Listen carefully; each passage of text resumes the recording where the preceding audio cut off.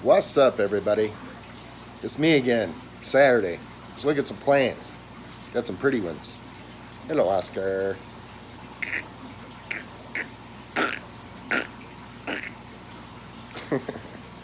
Got an Oscar in there.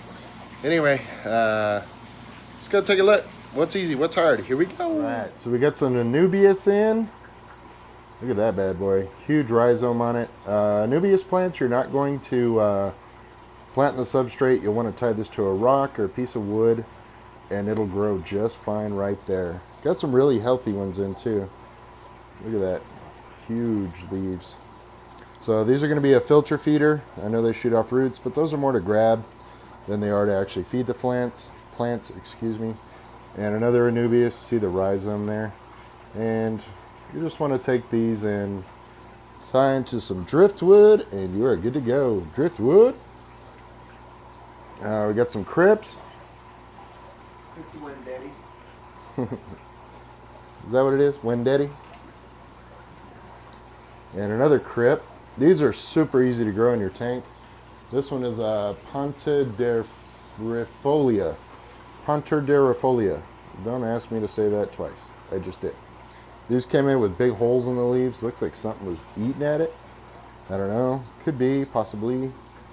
So, yeah. That's that.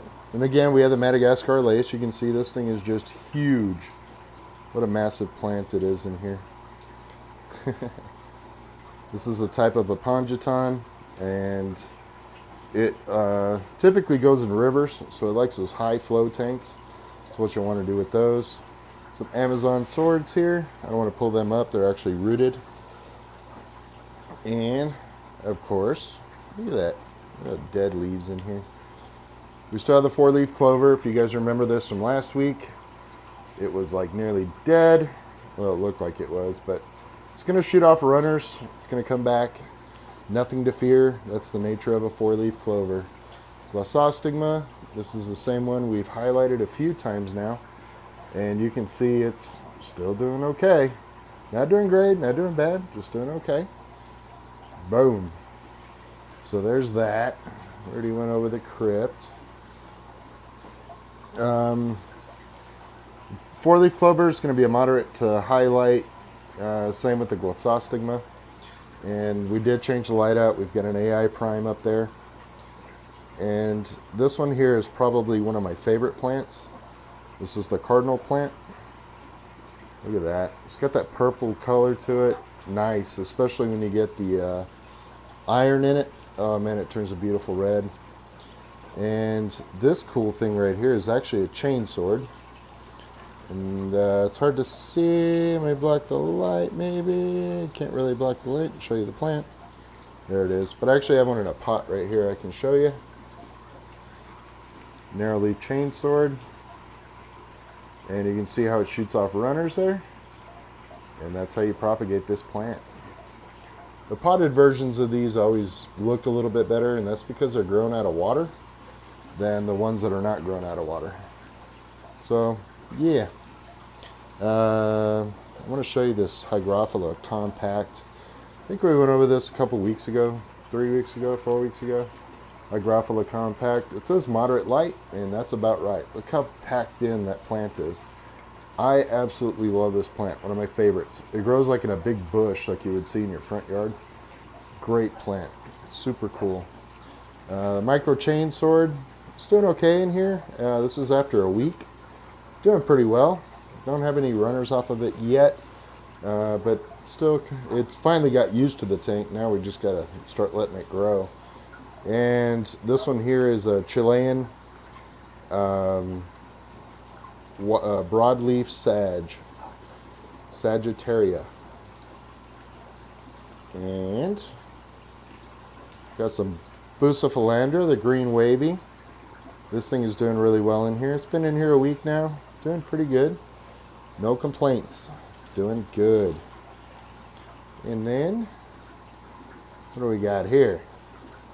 That's another Glossostigma.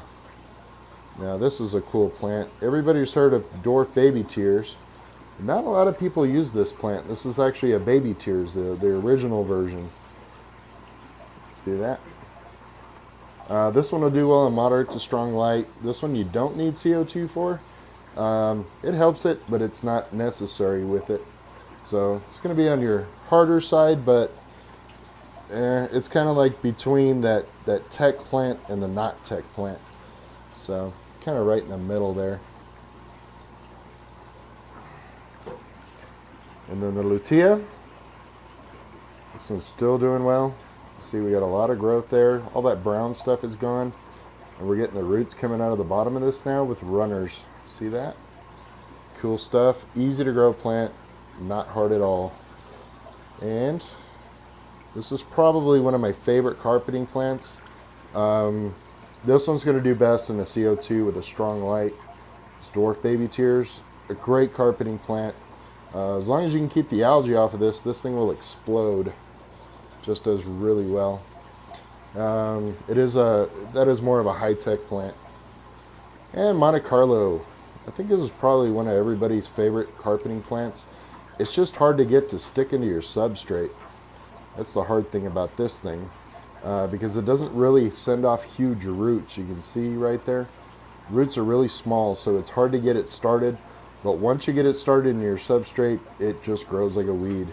It's going to be a moderate to strong light plant. CO2 it's optional, I guess. It's up for debate whether you need it or not. But yeah, that's that. This is a new plant to me. I don't know how I feel about it. I love the color on it. But yeah. It says mid-ground strong light. I can't even pronounce that. I won't even try.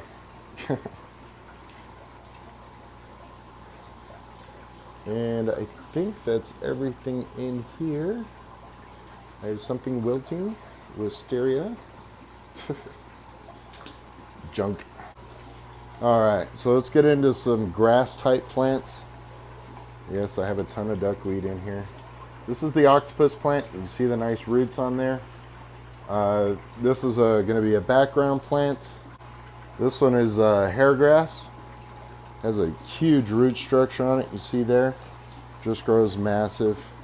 Background. Then we have the red jungle val, or I'm sorry, the red vallisneria, not jungle val, red vallisneria. This one here, and then some more octopus plant that somehow got away, and then Italian vallisneria. That's this one right here. You can see they grow huge, really long. So yeah, there's that. All right, so let's get into bunch plants. Purple waffle. This is probably my favorite plant out of the bunch plants. You can see how it sends off a runner there.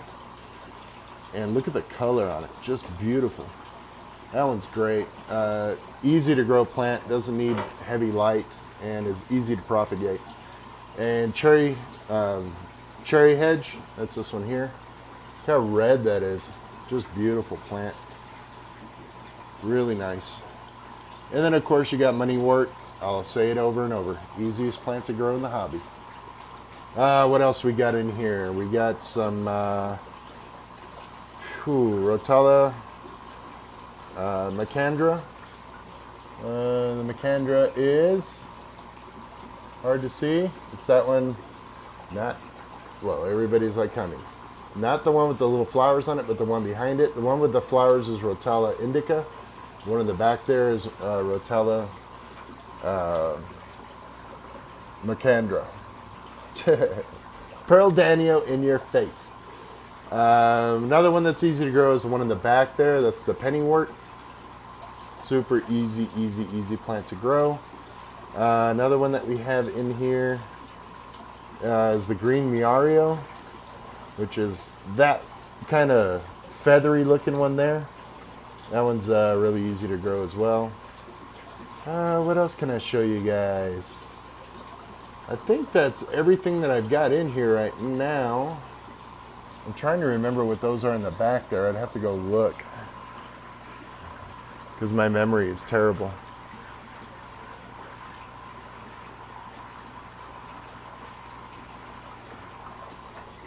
Guys, I have to excuse me. I'm getting over the flu and bronchitis, so my head's not all there today. We're getting better though. been battling this for like 3 or 4 days, but it's getting better. It's not getting worse. That's a good thing. I need a haircut, a shave, a glass of water. And yeah, that's that. I hope I helped you out some with these plants. I know I wasn't real descriptive today, but you know, as we go along every Saturday, we're going to get in new plants and try different things. We'll let you know what's working in an easy light and what isn't. So thank you guys for watching. Don't forget to subscribe at that button right there. And don't forget to hit that notification bell so every time we do post, you see what's coming out. Talk to y'all later. Peace.